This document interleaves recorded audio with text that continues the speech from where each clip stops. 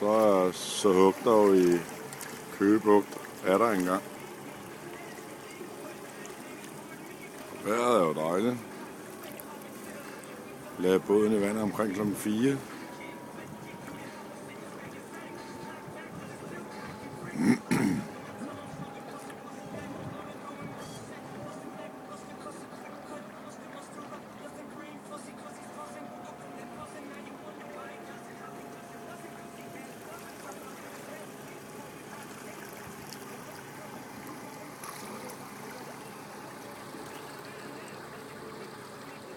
Prøver at se, om der ikke er en lille morgenørred.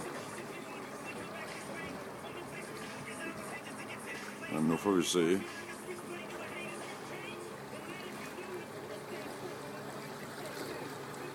Det nye klubflag, det har jeg rejst så højt op, så man næsten ikke kan se det. Så